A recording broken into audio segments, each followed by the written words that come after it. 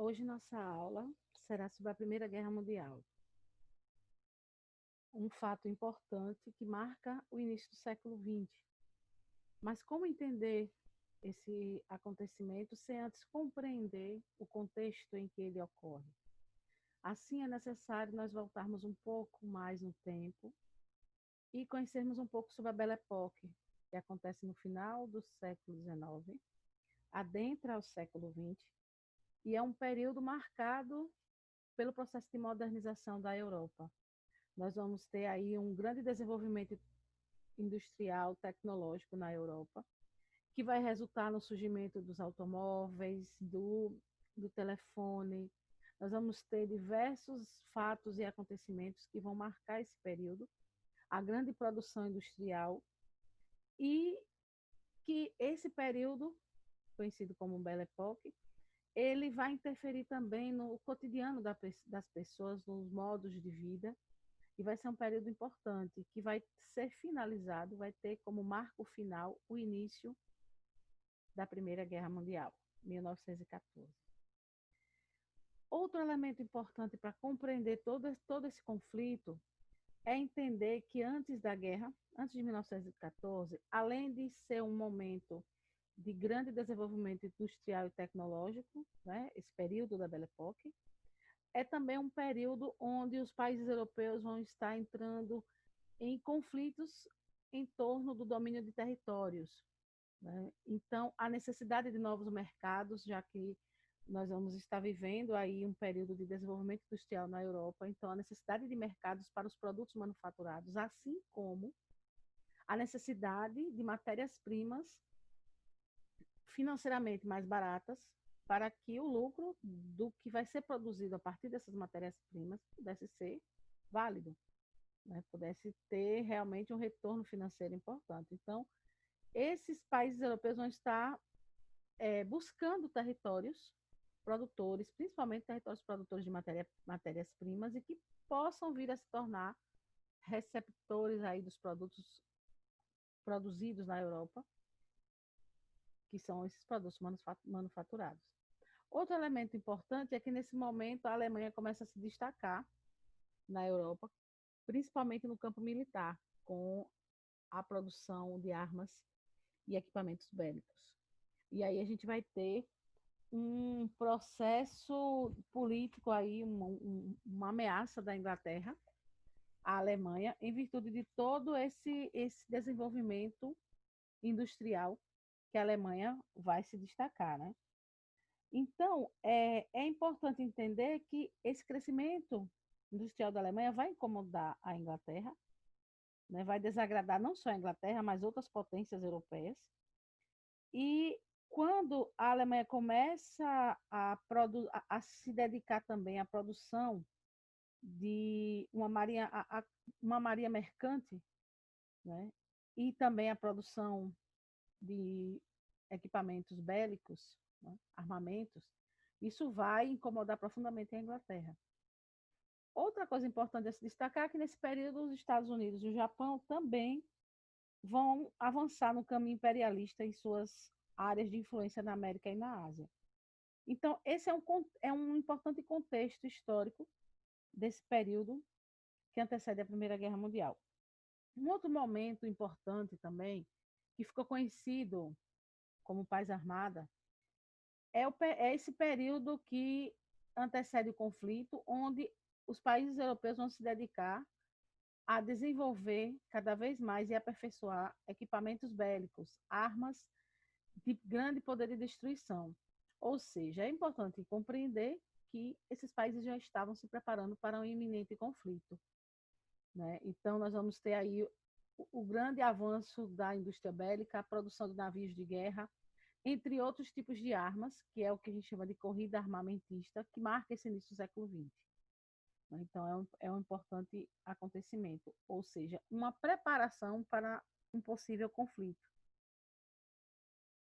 Outra coisa importante que está dentro desse contexto em que surge esse conflito são os nacionalismos, né? Esse sentimento nacionalista que vai se destacar na Europa desde o século XIX, final do século XIX, A gente vai ter desde o século XVIII esse sentimento nacionalista, mas no final do século XIX, início do século XX, esse sentimento vai ganhar mais força, vai se tornar crescente vai dar origem a diversos movimentos locais. O primeiro aí que a gente pode citar é o pan-germanismo na Alemanha, né, que é a ideia de unir os povos germânicos em um poderoso e extenso império alemão, usando todo o discurso do nacionalismo. Né? São os clubes patrióticos que vão surgir nesse período, que marca, né, o avanço dessas ideias nacionalistas, além do revanchismo na França.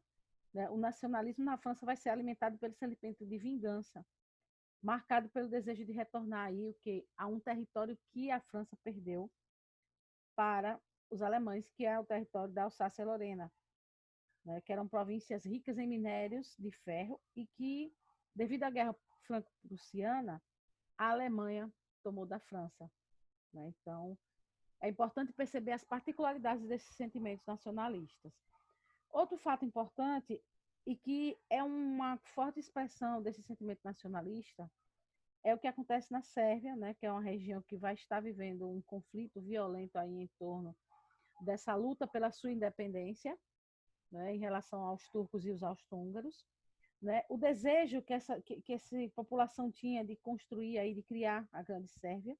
E aí nós vamos ter um outro movimento importante, que é o pan-eslavismo, que era defendido e liderado pelo Império Russo, que se considerava líder e guia natural dos povos eslavos do Sul, que eram conhecidos como iugoslavos. Então percebam como esse sentimento nacionalista ele vai ser ganhando certas particularidades locais, mas que de certa forma já vai preparando essas populações para uma iminente luta. Né? Outra coisa importante que é fundamental aí nesse processo de desenvolvimento desse conflito é a política de alianças. Em meio a esse momento de disputas e rivalidades que vão acontecer na Europa, surgem essas alianças, as alianças que vão entre esses países que vão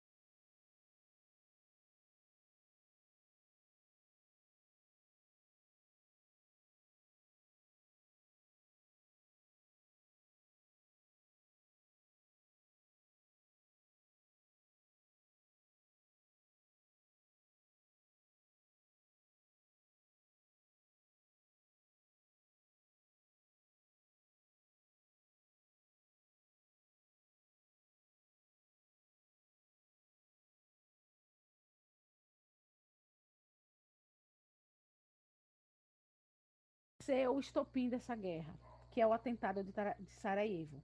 Aí vocês têm a imagem, certo? Uma imagem importantíssima, que corresponde ao casal, certo?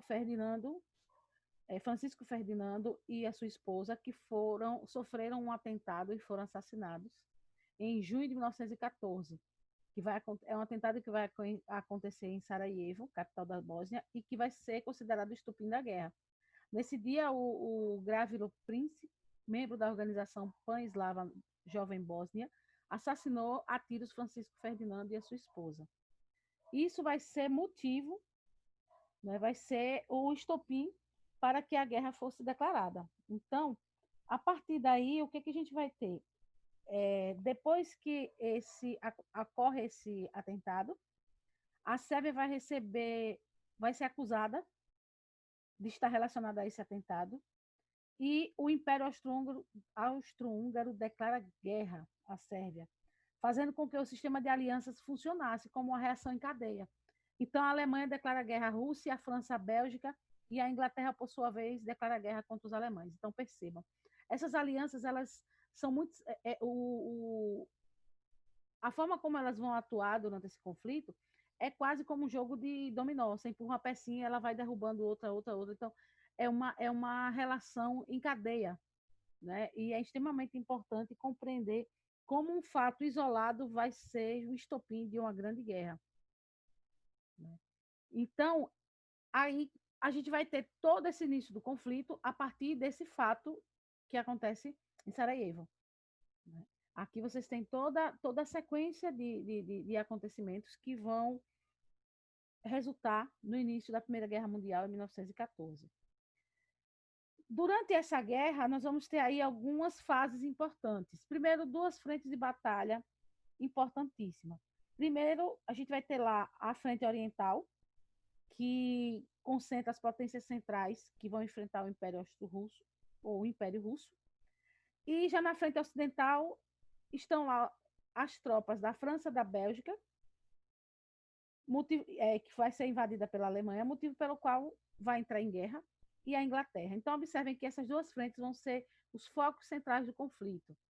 Mas nós vamos ter aí três fases importantes para entender essa guerra. Esse primeiro momento, que é a primeira fase, que é uma fase de movimentação das tropas alemãs pela frente ocidental, com o objetivo de tomar Paris, enfrentando resistência. Então, esse primeiro momento é um momento de movimentação das tropas. A segunda fase vai ser marcada pela guerra de trincheiras.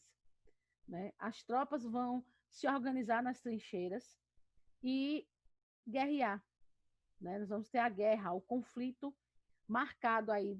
Um elemento muito característico dessa guerra, que é esse conflito que acontece nas trincheiras.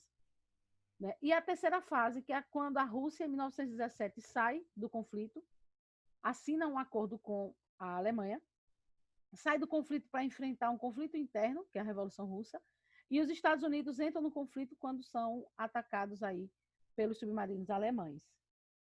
A entrada dos Estados Unidos vai ser importante, porque até então eles só estavam trabalhando o quê? Na parte de dar o suporte de armas, de equipamentos e outros elementos para os países da Tríplice Entente. Quando eles são atacados pelos submarinos alemães, o que a gente vai ter aí? Eles se colocam diretamente no conflito, enviando armas e soldados. E essa entrada dos Estados Unidos ela vai marcar o fim da Primeira Guerra Mundial. Aqui vocês têm três imagens importantes que mostram como as trincheiras eram organizadas. Percebam que eram lugares insalubres, sem a mínima condição de sobrevivência, mas nesses lugares diversos soldados tiveram que sobreviver ao conflito. Certo? Não tinha circulação de um ar saudável, era extremamente quente, fora que a alimentação era horrível, ainda tinham as doenças que acometiam os soldados. Então, aqui vocês têm três imagens importantes que mostram como é que funcionava essa guerra de trincheiras. Um relato do soldado é importante para a gente compreender como esse conflito nas trincheiras ele influenciava muito a questão até do psicológico desses soldados. Então, percebam um relato de um soldado. O odor fétido nos penetra garganta dentro ao chegarmos na nossa nova trincheira, à direita do Zepage. Chove torrencialmente e nos protegemos com o que tem de lonas e tendas de campanha afiançadas nos muros da trincheira. Ao amanhecer do dia seguinte, constatamos estarrecidos que nossas trincheiras estavam feitas sobre um montão de cadáveres e que as lonas que nossos predecessores haviam colocados estavam para ocultar da vista os corpos e restos humanos que ali haviam. Raymond Negrin, na região de Champagne, na França. Então, observem como é forte esse relato. Ele reflete exatamente a situação insalubre e a condição desumana para esses soldados que estavam nas trincheiras. Como eu disse anteriormente, a entrada dos Estados Unidos e a saída da Rússia vai ser importante porque vai marcar o fim desse conflito. Né? Em abril de 1917, os submarinos alemães atacam os navios americanos e isso vai resultar na entrada dos Estados Unidos na guerra. E logo depois a gente vai ter o quê? A Rússia assinando um tratado de paz e também saindo do conflito para enfrentar um movimento revolucionário que vem acontecendo na sua região. O fim da Primeira Guerra acontece em 1918, quando as potências centrais se renderam, assinando o armistício. Logo depois, nós vamos ter aí a elaboração de um documento muito importante, que é o conhecido como Tratado de Versalhes, certo? E esse Tratado de Versalhes vai estabelecer toda a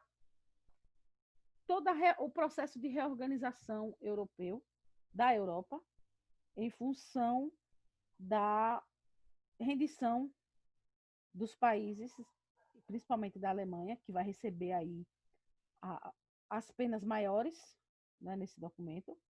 A Alemanha se compromete em pagar aos aliados indenizações altíssimas. Ela vai ser obrigada a reduzir o seu exército e desde o número de soldados até a confecção de armamentos. O tratado também, além desses elementos, vai criar a Liga das Nações, que vai ser uma organização internacional que vai dar origem à ONU, Organização das Nações Unidas, mas nesse primeiro momento ela é conhecida como Liga das Nações, onde essa organização internacional vai estar voltada a buscar, através do diálogo, da diplomacia, manter a paz entre os países. Então, com esse documento, nós vamos ter aí o fim da Primeira Guerra. É claro que os países, todos os países envolvidos nesse conflito, eles vão sofrer porque tiveram gastos absurdos, vão enfrentar sérias crises, a Alemanha principalmente, porque a Alemanha, além de ter toda uma crise em função dos conflitos, também vai ter a questão financeira, porque vai precisar pagar toda a indenização, vai ter toda uma punição, né, em torno do conflito. Agora, um elemento é importante destacar, né, que corresponde à presença das mulheres na Primeira Guerra Mundial. É importante entender que para o fronte, para o conflito, foram enviados diversos homens, diversos soldados. E muitas atividades que eram desenvolvidas por esses homens passaram a ser desenvolvidas por mulheres. Então, nós vamos ter aí mulheres de classe média e alta trabalhando, porque as mulheres de classe popular, das classes mais baixas, elas já trabalhavam, né?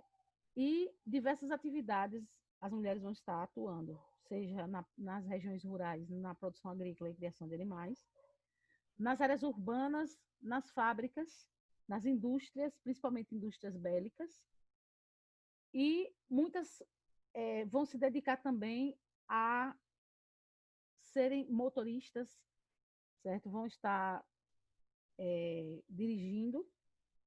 E tem aquelas mulheres que foram para o conflito, trabalharem como enfermeiras, cozinheiras, motoristas de ambulância e escriturárias. Aqui algumas imagens de algumas mulheres trabalhando aí em diversas funções que antes eram somente funções masculinas.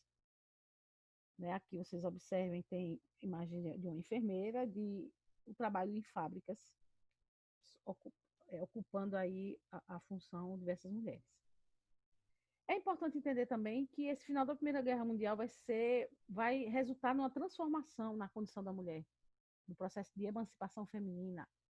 Primeiro, para que essas mulheres fossem trabalhar, ocupar certas funções desenvolvidas por homens, elas precisaram passar por mudanças até no seu vestuário. E aí a moda, após a Primeira Guerra Mundial, vai ter uma transformação importante. Né? Nós vamos ter aí as mulheres utilizando roupas mais simples e confortáveis, mulheres dirigindo, podendo sair sozinhas, utilizando calças que até então eram roupas masculinas, porque diversas funções elas não poderiam exercer utilizando longos vestidos. Então, elas vão passar a utilizar as calças, né? Vão utilizar as calças como parte da sua vestimenta. E as saias, elas vão ter uma mudança aí, né, no seu comprimento. Agora vamos ter essas saias mais acima, mais na altura do joelho. E essa mudança vai ser importante, porque isso vai ser um passo importante na luta feminina pela sua emancipação. Então, é isso. É importante que vocês tenham compreendido todo esse processo que vai resultar na Primeira Guerra Mundial. Qualquer dúvida, vocês entram em contato comigo por e-mail. Visitem o blog Conversas com Clio, que é um blog que sempre vai estar atualizado aí com textos sobre curiosidades e questões relacionadas aos temas que nós estamos estudando. E façam a sua inscrição no canal do YouTube, que é o lugar onde nós vamos estar sempre conversando sobre história. Então, até breve, até o nosso próximo encontro.